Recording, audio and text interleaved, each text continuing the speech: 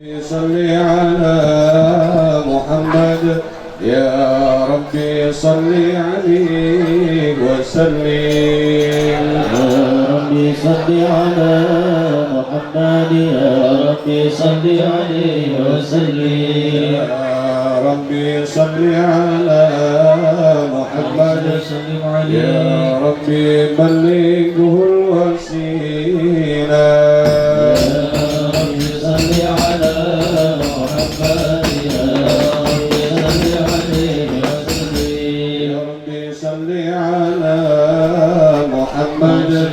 يا ربي خصاه بالفضيلة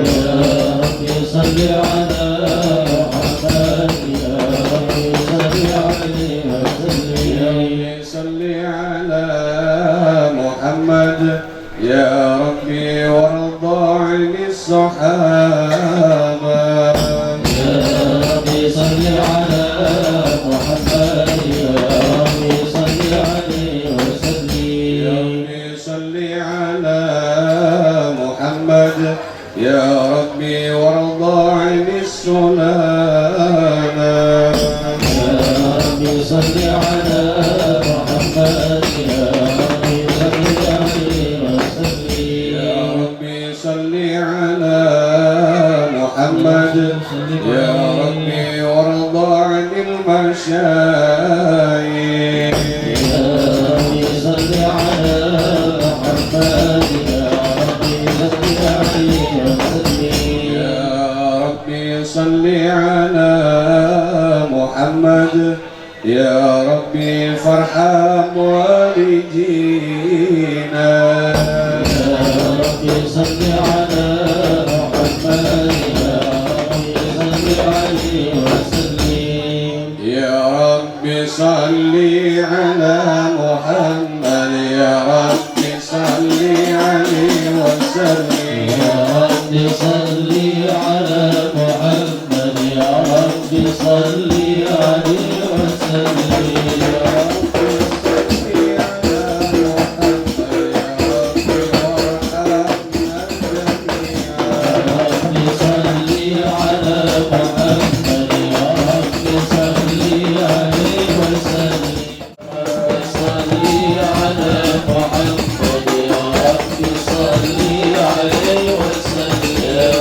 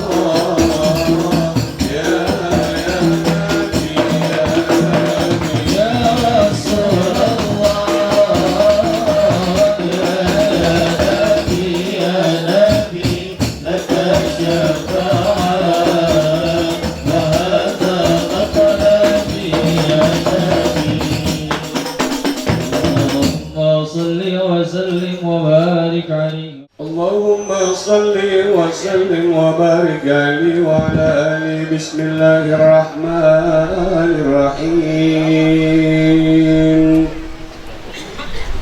إنا فتحنا لك فتحا مبينا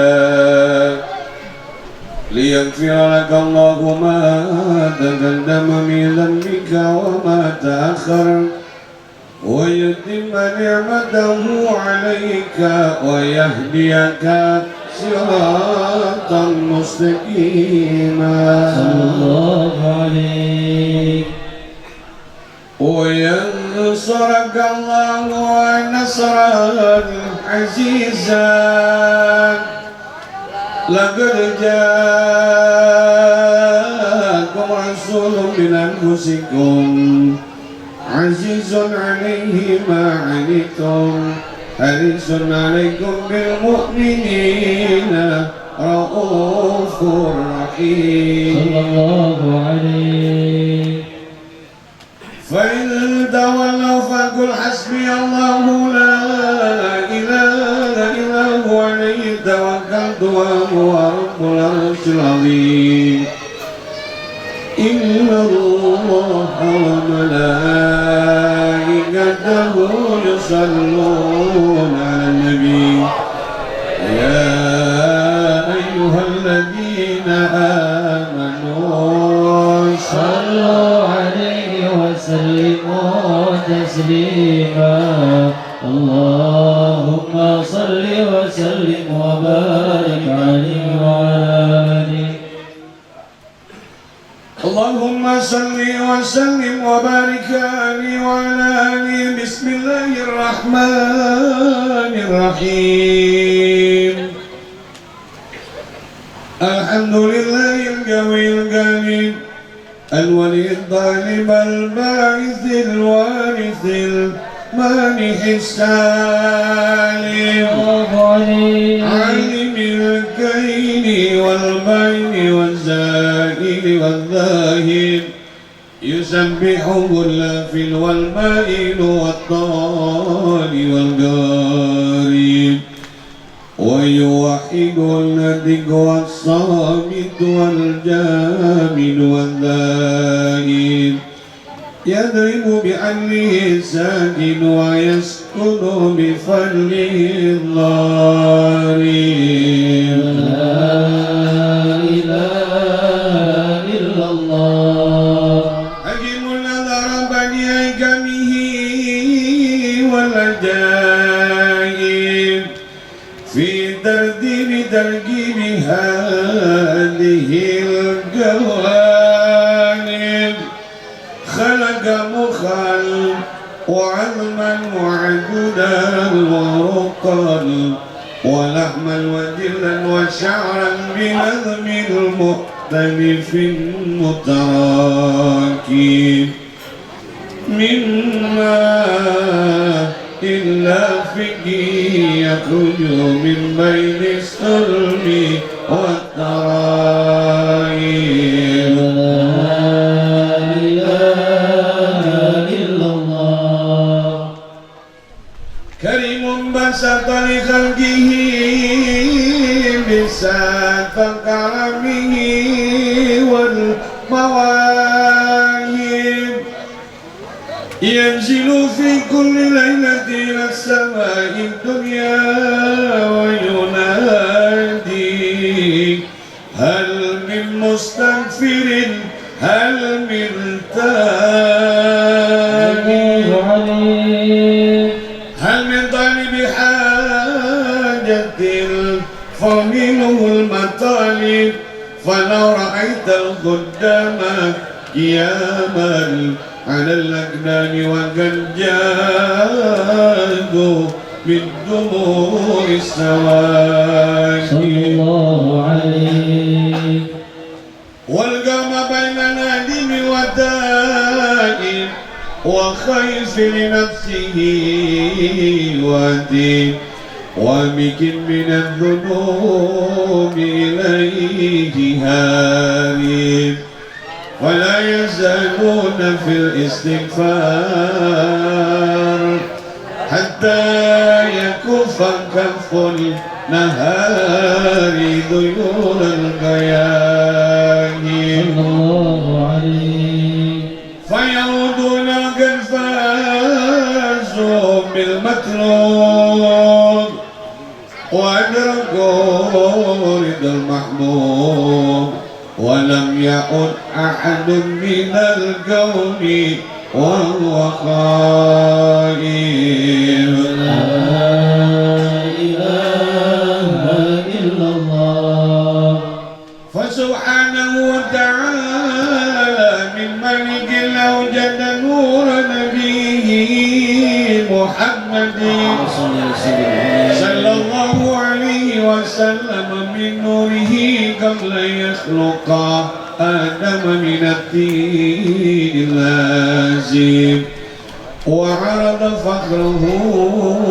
على الأشياء وقال هذا سيد الأنبياء وأجل الأسمياء وأكرم الحبائب اللهم صل وسلم وبارك عليه وعلى آله اللهم صل وسلم وبارك عليه وعلى آله قيل هو آدم السلام قال آدم به يمينه على المراتب قيل هو نوح السلام قال نوح به ينجو من الغرق ويهلك من خالفه من الأهل والأقارب صلى الله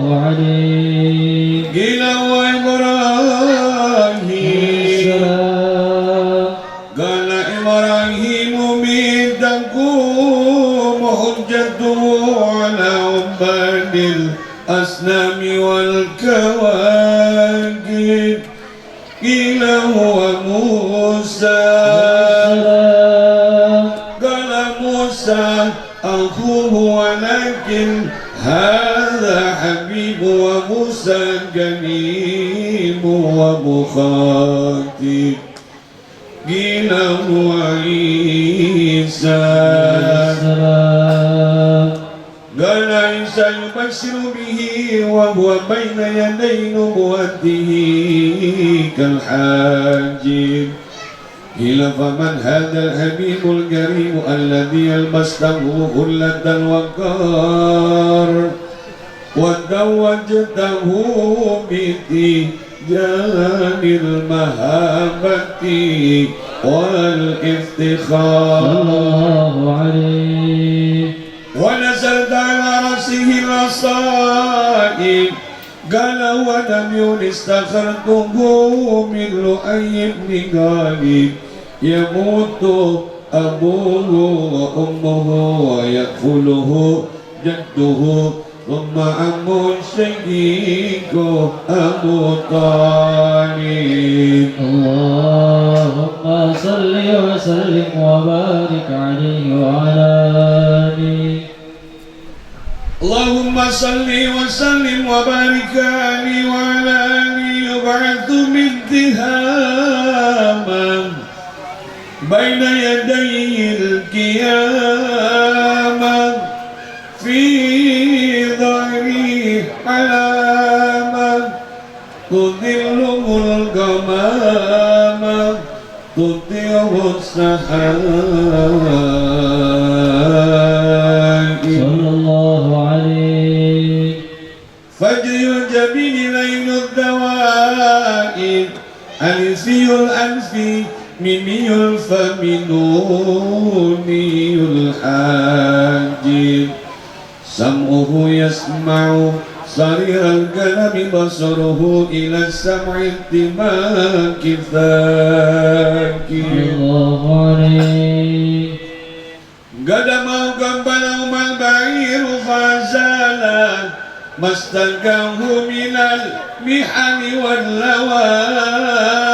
واللواجب آمن به الذنب وسلمت عليه الأشجار وخاطبته الأحجار وحل إليه الجمع حنين حزين النادي الله عليه يدعو تنرى بركة ما في المطاعم والمشارب قلبه لا يغفل ولا ينام ولكن للحكمة على الدوام مراكي صلى الله عليه إن أودي يعفو ولا يواجب وإن خصم يصمت ولا يجاوب أرفعه إلى أشرف المراتب في رقبة لا تنبغي قبله ولا بعده مراجي صلى الله عليه في موكب من الملائكة يفوق على سائر المواكب فإذا ارتقى على الكونين وانفصل عن العالمين ووصل إلى قوم قوسين كنت له أنا النجيم والمخاطب اللهم صل وسلم وبارك عليه وعلى آله اللهم صل وسلم وبارك عليه وعلى آله ثم رده من العرش قبل أن يبرد الفرس وقد نال جميع المآرب فإذا شرفت تربة طيبة منه بأشرفه قال سعت إليه أرواح المحبين على الأقدام والنجائب اللهم صل وسلم وبارك عليه وعلى آله صلاة الله ما لاحت كواكب على أحمد خير من راكب النجائب أتى حديث باسم الحبايب فهذا شكر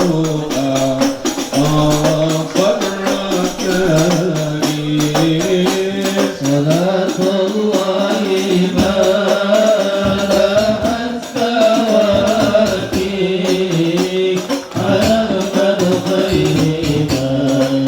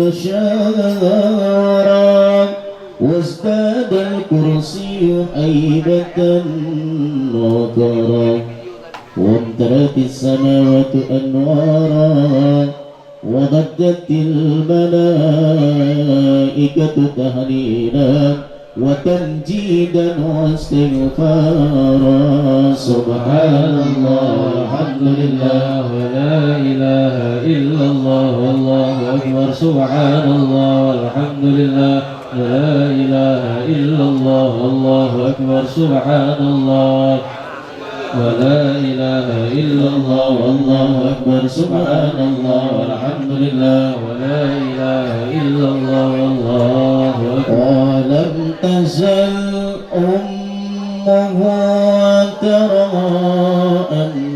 أنواعا من فخره وفضله إلى نهاية تمام حمله فلما استبدى بحقكم بإذن رب الخلق وضعت الحبيبة صلى الله عليه وسلم يا حبيب السلام عليك صلوات الله عليك يا نبي سلام عليك يا رسول سلام عليك يا حبيب سلام عليك صلوات الله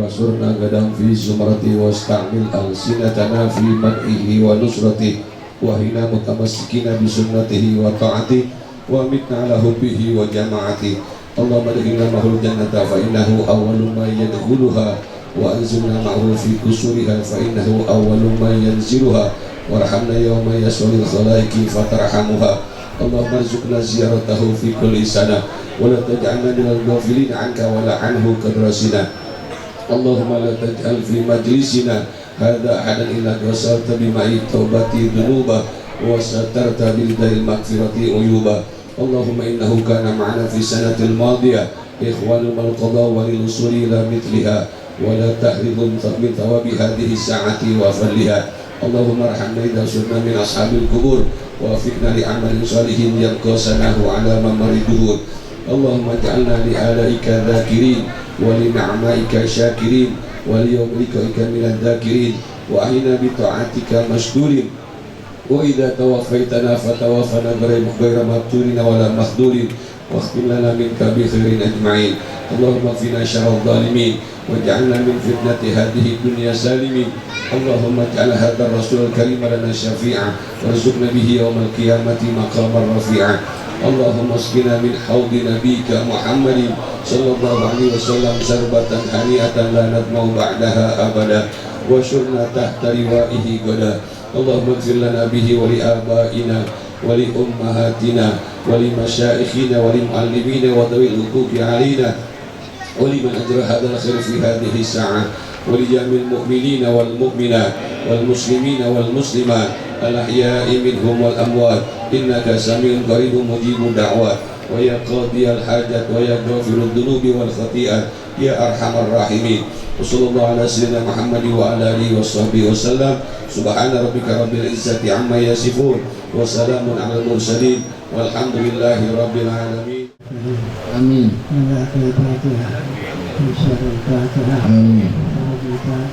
آمين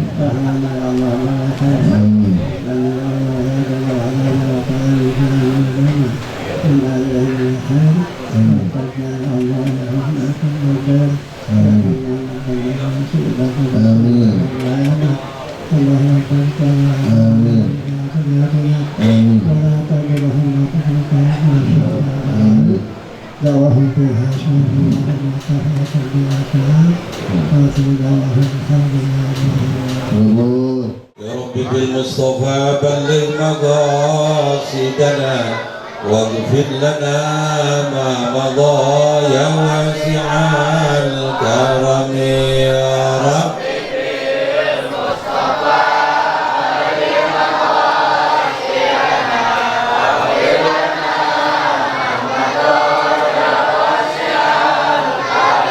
مولاي صل وسلم دائما ابدا على حبيبك خير الخلق كلهم يا رب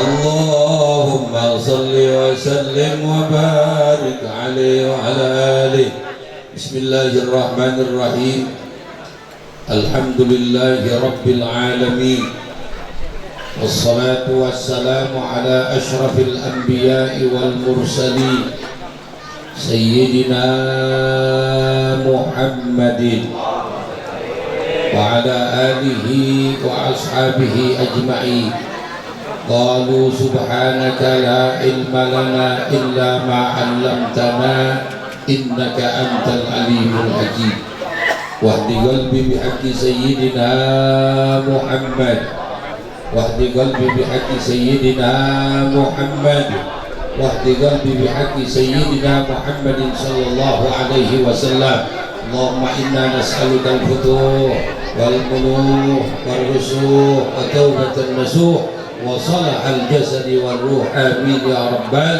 alamin.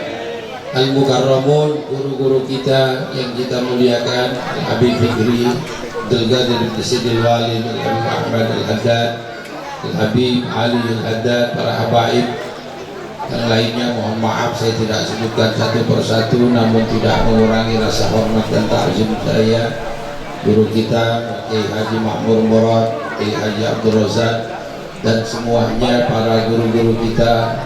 Mudah-mudahan diberikan kesehatan panjang umur, diberkahkan hidupnya, dan bisa membimbing kita di jalan yang diridhoi Allah Subhanahu wa taala. Para tokoh masyarakat, bapak-bapak, ibu-ibu, hadirin hadirat yang dimuliakan Allah. Jam 11 kurang 10 menit. Mudah-mudahan kelak jam 3. Sanggup apa enggak? Sayangnya yang enggak sanggup. Bapak Ibu yang saya hormati, syukur alhamdulillah pada malam hari ini kita hadir di tempat yang mulia dalam rangka memperingati Isra dan Mi'rajnya baginda Rasulullah Sallallahu Alaihi Wasallam. Mudah-mudahan kita diakui sebagai umatnya, kita mencintai Rasul dan kita dicintai oleh Rasulullah Sallallahu Alaihi Wasallam. Amin ya Rabbal. Bapak Ibu yang saya hormati, peristiwa Isra dan Mi'raj harus menambah kekuatan iman Islam kita. Keimanan kita harus semakin kuat dan harus semakin meningkat dengan adanya peristiwa Isra dan Mi'raj. Peristiwa besar, Isra-nya baginda Rasul dan Mi'rajnya baginda Rasul, minal Masjidil Haram ilal Masjidil Aqsa. Perjalanan yang jauh, menurut akal sulit untuk diterima. Isra dan Mi'raj ini kalau kita mengandalkan akal pikiran kita nggak mungkin sanggup, nggak mungkin diterima. Dari Masjidil Haram ke Masjidil Aqsa itu perjalanan kalau naik onta 40 hari 40 malam. Pak Bu, naik onta kalau dari Masjidil Haram ke Masjidil Aqsa diperkirakan 40 hari 40 malam. Itu kalau ontaknya sehat. Kalau ontaknya bengek lahir lagi. Bayangkan itu perjalanan yang jauh. Ini belum naik ke langit. Kalau dihitung dari Masjidil Aqsa naik ke langit pertama, itu menurut cahaya, kecepatan cahaya 500 tahun. Menurut kecepatan cahaya 500 tahun perjalanan. Tahu nggak kecepatan cahaya itu berapa? Cepatnya cahaya 1 detiknya menurut ulama fisika, 1 detik kecepatan cahaya itu 186.000 mil 1 detiknya. Sekarang kalau 500 tahun dikalikan 12 bulan dalam 1 tahunnya, dalam 1 bulan ada 30 hari, dalam 1 hari ada 24 jam, dalam 1 jam ada 60 detik, dalam 60 detik setiap detiknya dikalikan 500 tahun. Akal pikiran kita tidak akan bisa sanggup untuk menerima. Masuk akal nggak Isra dan Mi'raj? Pak, bengong baik. Masuk akal enggak kira-kira itu peringatan Isra dan Mi'rajnya Rasul? Kalau akal yang jawab pasti jawabannya enggak masuk akal. Tapi yang harus menjawab adalah iman. Percaya enggak Rasulullah Isra dan Mi'raj? Wajib hukumnya percaya. Enggak percaya kafir. Apa yang dilakukan oleh Rasul wajib kita percaya. Isra dan Mi'raj ini Allah yang menjalankan Rasulullah. Kalau Allah yang berkehendak, idza arada syai'an ayyaqula lahu kun fayakun. Kalau Allah yang berkehendak lebih dari itu pun bisa. Paham kan? Saya buka sejarah biar kita tahu betapa mulianya baginda Rasulullah ketika perjalanan dari Masjidil Haram ke Masjidil Aqsa. Di Masjidil Aqsa sudah dikumpulkan seluruh para nabi menyambut kehadiran Rasulullah. Allah katakan kepada baginda Rasul, jama'nahumul yauma ya Rasulullah, is'alhum hal min ilahin ghairi yu'bad. Ya Rasul, kata Allah kepada baginda Rasul, itu sekarang para nabi sudah aku kumpulkan semua. Tanyakan sama mereka, ada nggak Tuhan yang disembah selain aku? Rasulullah ditanya seperti itu, diminta untuk menanyakan kepada para nabi. Apa jawaban baginda Rasul? Ya Rabb, astahi an as'alahum hadha su'al fakullul kaina tashhadu annaka antal wahid.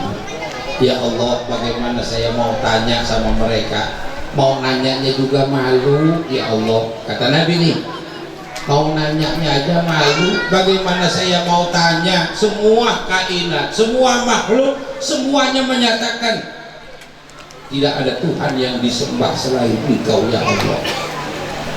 Disambut oleh para nabi di Masjidil Aqsa. Lalu Rasulullah memasuki. Ini kendaraan yang dipakai sama Rasulullah namanya buraq. Tahu buraq nggak Bu? Bu, tahu buraq nggak? Buraq itu makhluk Allah yang diciptakan oleh Allah lalu diletakkan di surga. Di depan surga itu sebuah buruk, ada 40.000 buruk. Semuanya bergembira, semua itu buruk. Namanya di surga, emperan surga udah enak banget Pak. Emperannya itu udah enak, apalagi di dalam surga. Ini semua buruk, semuanya senang-senang.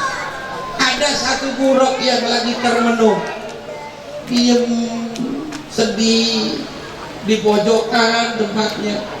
Biasanya yang di pojok-pojok itu senang sedih, tapi di sini mah enggak, pojokan senang terus. Ini buruk sedang termenung, lalu didatangi oleh malaikat Jibril. Wahai buruk, kenapa kamu sedih? Yang lain kan pada senang semua. Apa kata buruk Bu? Kata buruk, ya Jibril, bagaimana saya enggak sedih? 40.000 tahun yang lalu aku mendengar nama Muhammad. Orangnya belum diciptain tapi udah kedengeran. Sejak aku mendengar nama itu udah gak enak makan, gak enak tidur, pengen banget ketemu. Saking rindunya kepada Rasulullah. Kata malaikat Jibril, beneran Roh? Jadi malaikat Jibril ngomong kepada Roh, betul ya Jibril. Kalau begitu ayo saya anterin ketemu dengan yang kau rindukan. Langsung itu buruk semangat. Yang betul, Allah perintahkan aku untuk menjemput kekasihnya Muhammad. Lalu berangkatlah Jibril dengan buruk itu menjemput baginda Rasul sebagai kendaraannya baginda Rasul. Dalam perjalanan kata Jibril, Rok, pelan-pelan ya Rok, jangan kenceng-kenceng. Ini orang yang kau bawa adalah makhluk yang paling mulia, yaitu baginda Rasul. Kata buruk, siap ya Jibril. Hati-hati bawanya, banyak tanggul. Ya siap. Berangkat menuju Mekah. Sampai di kota Mekah, dibawalah baginda Rasul. Ini kalau dibuka sejarahnya sampai besok pagi belum kelar. Saya singkat-singkat aja Pak. Sampailah di Mekah, lalu menyambut baginda Rasul, membawa baginda Rasul sampai di Masjidil Aqsa tadi.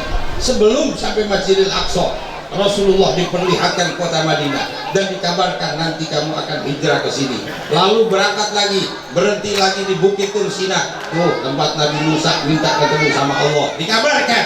Lalu berangkat lagi sampai di Bethlehem, dikabarkan. Tuh tempat lahirnya Nabi Isa. Sampai akhirnya ke Masjidil Aqsa. Di Masjidil Aqsa tadi saya katakan disambut oleh para nabi yang sudah dikumpulkan oleh Allah. Lalu Rasulullah diperintahkan, diminta untuk memasuki Masjidil Aqsa.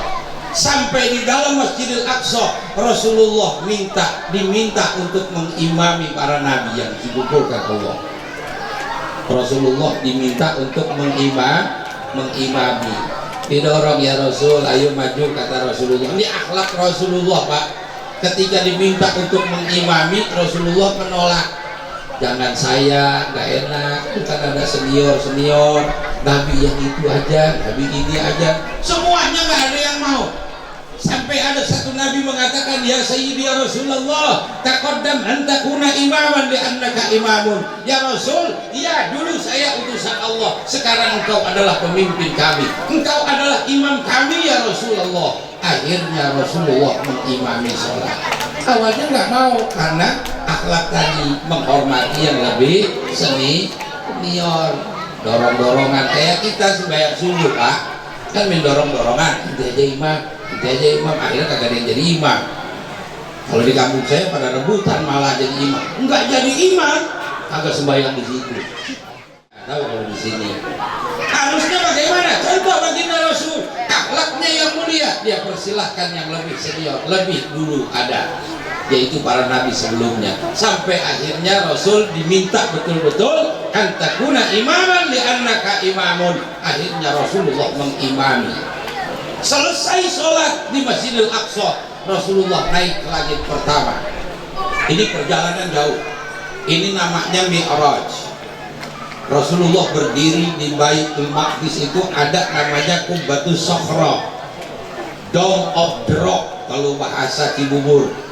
Dome of the Rock, batu yang diinjak Nabi dan ngikut. Itu batu diinjak sama Nabi, mau ngikut naik ke langit. Coba bayangin, saking cintanya itu batu.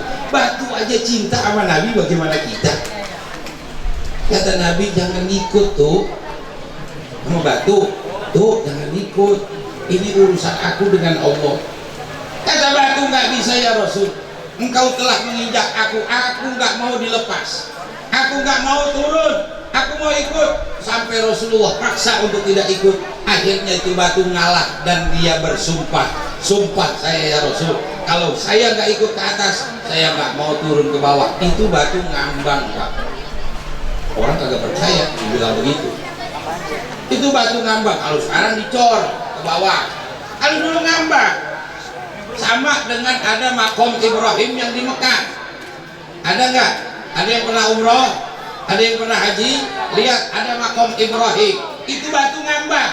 Jadi steger ketika Nabi Ibrahim bangun Ka'bah, semakin tinggi Ka'bah dibangun, itu batu naik ke atas. Itu kalau lagi musim batu diikat tuh batu, cakep tuh kayak begitu.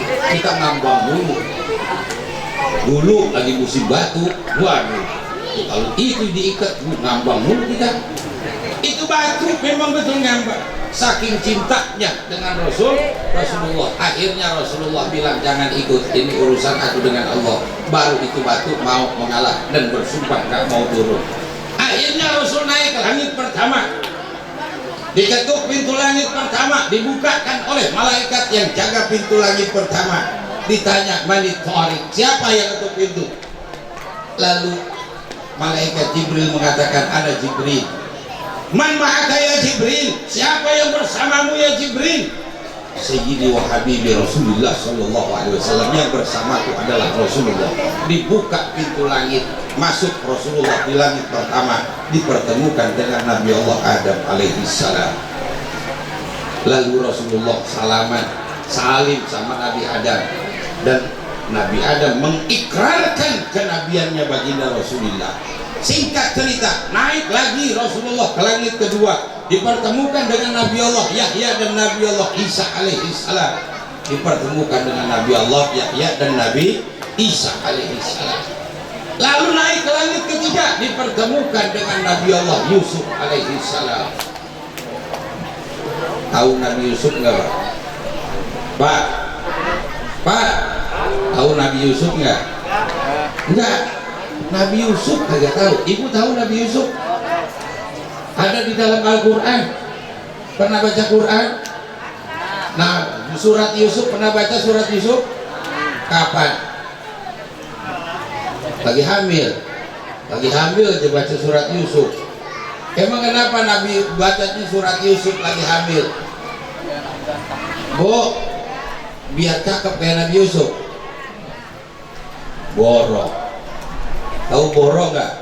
Kalau laki kita hitam, lahir kayak Nabi Yusuf tampan, lah malah dicurigain. Nah ini anak siapa? Bener nggak Pak? Paling nggak cerdasnya kayak Nabi Yusuf ya Bu. Bu, paling nggak cerdasnya kayak Nabi Yusuf. Kalau tampan mah relatif, tapi kalau cerdas kayak Nabi Yusuf, mudah-mudahan anak-anak kita juga cerdas. Amin. Rasulullah sendiri mengakui ketampanan Nabi Yusuf kok. Rasulullah bilang kepada malaikat Jibril, bahwa Nabi Yusuf diciptakan begitu sempurna. Tapi kata malaikat Jibril, ya Sayyidi ya Rasulullah, in kana Yusuf ibn Ya'qub qad a'tahu Allahu nisfal jamal fa inna Allah qad a'taka antal jamalu kulluh. Kalau Nabi Yusuf diciptakan Allah belum seberapa ya Rasul, ketahuilah ya Rasulullah, kata malaikat Jibril, seluruh kesempurnaan Allah berikan kepadamu ya Rasulullah. Cakapan siapa jadinya? Cakapan Nabi Yusuf apa cakapan Rasulullah? Ini kalau dari segi fisik Nabi Yusuf nggak seberapa dibandingkan Rasulullah. Itu memang diakui malaikat Jibril. Lalu yang diabadikan dalam Al-Quran bukan ketampanannya Rasulullah, tapi wa innaka la'ala khuluqin azim, akhlaknya baginda Rasul yang diabadikan. Ketampanan relatif. Ini misalnya lagi kumpul kayak begini nih, ada yang laki paling tampan sendiri, paling cakep sendirian. Cuma saya lihat kagak ada yang cakep ini, ada yang ganteng bisa. Ini ada misalnya satu orang, tapi itu orang nyolong sendal. Sudah ganteng nyolong, kira-kira diteriakin apa itu orang? Lah kan cakep orangnya, nggak peduli mau cakep kek, mau kagak kek, tapi akhlaknya jelek, nyolong sendal. Tapi Rasulullah udah orangnya cakep, akhlaknya menutupi ketampanannya. Orang kalau udah melihat Rasulullah terpesona dengan akhlaknya duluan, nggak dilihat tampangnya dulu, tapi akhlaknya dulu yang mulia, maka diabadikan dalam Al-Quran, wa innaka la'ala khuluqin. Dulu ada pemilihan pemuda-pemuda tampan di dunia, maka terpilihlah 10 orang dari seluruh dunia. 10 orang, 3 orang ini dari United Arab Emirates, dari Emirat, 3 orang. Setelah terpilih menjadi pemuda tertampan di dunia, ini anak muda yang 3 orang tidak dibolehkan masuk ke Saudi Arabia, karena pemerintah Saudi Arabia takut nanti wanita-wanita Arab Saudi pada histeris dengan 3 anak muda dari Emirat ini. Pantesan saya mau ke Saudi nggak boleh, bukan kecakapan, kagak punya paspor. Misalnya kagak, paspornya kagak, makanya kagak boleh. Inilah Rasulullah, mulia, orangnya mulia, sifatnya mulia, akhlaknya mulia, tampangnya mulia, semua nggak ada kekurangannya. Hanya Rasulullah Sallallahu Alaihi. Dari langit ketiga naik ke langit keempat, dipertemukan dengan Nabi Ibrahim alaihissalam. Naik lagi ke langit, dipertemukan dengan Nabi Allah Harun. Naik ke langit ke-6, dipertemukan dengan Nabi Musa alaihissalam. Naik ke langit ke-7, dipertemukan dengan Nabi Ibrahim alaihissalam. Rasulullah tanya kepada malaikat Jibril ketika bertemu dengan Nabi Ibrahim, ya Jibril, itu siapa? Itu Abul Anbiya ya Rasulullah, bapaknya para Nabi Ibrahim alaihissalam. Dikelilingi oleh anak-anak kecil. Nabi Ibrahim bersandar, sekelilingnya itu anak-anak kecil kayak begini nih. Lalu Rasulullah tanya, kalau itu Nabi Ibrahim ya Jibril, lalu siapa anak-anak kecil itu? Malaikat Jibril bilang, ya Rasulullah, itu anak-anak kecil adalah umatmu ya Rasulullah. Saat di dunia mereka belajar ilmu agama, tapi belum selesai belajarnya, Allah sudah mencabut nyawanya, lalu pelajarannya diteruskan oleh Nabi Ibrahim alaihissalam. Maka bersyukur kalau anak-anak kita mau yang kecil-kecil begini, anak-anak muda belajar ilmu agama. Bersyukur mereka bisa mengenal ilmu agama, mempelajari ilmu agama, mulia sekali. Maka jangan malu-malu anak-anak didorong untuk belajar ilmu agama, ya Bu ya. Selesai di langit ke-7, naik ke Sidratil Muntaha. Ini malaikat aja nggak bisa. Malaikat Jibril itu sampai langit ke-7 dalam satu riwayat, karena Rasulullah nyari-nyari kemana malaikat Jibril. Begitu dilihat, saya di sini ya Rasul, ayo ikut, kan kita sama-sama dari Mekah. Nggak bisa ya Rasul, innaka in taqaddamta lah tarakta wa ana in taqaddamtu lah taraktu binuril jalal. Ya Rasulullah, kata malaikat Jibril, kalau kau lanjutkan perjalanan ini, kau bisa menembus dan bertemu dengan Allah. Tapi kalau aku ikut bersamamu ya Rasulullah, aku akan terbakar dengan cahaya ilahi. Wa ma minna illa lahu maqamun ma'lum. Kita punya posisi sendiri-sendiri di hadapan Allah. Anta aula minni. Dalam kitab Ar-Rahik Al-Maktum dijelaskan, anta aula minni, malaikat Jibril mengakui engkau lebih mulia dari aku ya Rasulullah. Bayangkan, kebayang gak tuh mulianya baginda Rasul. Lalu naik lagi ke mustawa, bertemu dengan Allah Subhanahu wa ta'ala. Ini jaraknya jauh. Jangankan ke mustawa, langit ke Sidratil Muntaha aja malaikat udah gak sanggup. Tapi Rasulullah bisa menembus dan bertemu dengan Allah. Begitu bertemu dengan Allah, Rasulullah Shallallahu Alaihi Wasallam mengatakan, ini dalam hatinya Rasul mau ngomong apa, saya ketemu dengan Allah. Maka yang terucap dari kalimatnya yang sering kita baca dalam sholat, apa ucapan yang disampaikan Rasul ketika bertemu dengan Allah? At-tahiyyatul mubarakatus salawatut thayyibatulillah. Itu ucapan baginda Rasul, penghormatan tertinggi, pujian tertinggi kepada Allah Subhanahu wa ta'ala. Segala puji hanya milik Allah. Begitu mendengar ucapan itu, Allah jawab, assalamu alayka ayyuhan nabiyyu wa rahmatullahi wa barakatuh. Semoga keselamatan menyertaimu ya Rasulullah. Itu ucapan Allah kepada baginda Rasul. Rasulullah tidak egois. Di Masjidil Aqsa dipertemukan dengan para nabi, diingat itu para nabi. Assalamu alayna wa ala ibadillahis. Ya Allah, jangan cuma aku yang diberikan keselamatan, para nabi sebelum aku juga berikan mereka keselamatan. Nak di sini bukan nak lil ta'zim, tapi nak lil jam'i. Nabi-nabi yang dahulu mereka juga berikan keselamatan ya Allah. Bayangkan, nabi gak egois. Ingat, berikan mereka keselamatan. Bukan cuma para nabi, wa ala ibadillahis sholihin. Ya Allah, ini malam Isra dan Mi'raj, peringatan Isra Mi'raj. Ini para penduduk warga di kampung apa ini? Hah? Di kampung Pedorenan, mereka semua lagi pada kumpul memperingati Isra Mi'raj mereka, orang-orang soleh dan soleha ya Allah. La ilaha illallah.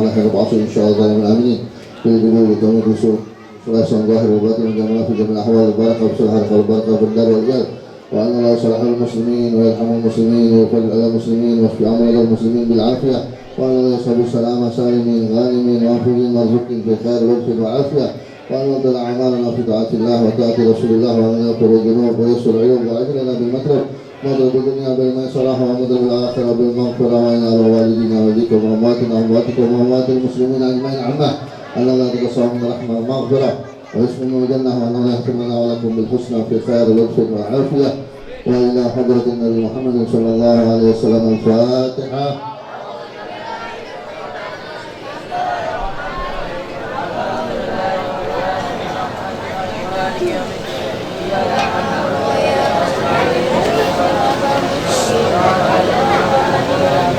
اللهم اجعلنا من ذري الضلال واجعلنا من ذري البصر اللهم اجعلنا من ذري الابتلاء واجعلنا من ذري الابتلاء اللهم ارزقنا من العقل اوصالها ومن الاذهان اصفاها ومن الاعمال ازكاها ومن الاخلاق اطيبها ومن الارزاق ازالها ومن العافيه اكملها ومن الدنيا خيرها ومن الآخرة نعيمها. اللهم إنا بطن نعمتك فلا تجعلنا حصادا لنعمتك. اللهم لا تحرمنا خير ما عندك لشر ما عندنا. اللهم بارك لنا في رجب وشعبان وبلغنا رمضان وعلنا الأيام والصيام واحفظنا من جميع الآفات والآثام برحمتك يا أرحم الراحمين. صلى الله على سيدنا محمد نبي الأمي وعلى صحبه وسلم. الحمد لله رب العالمين. قبول.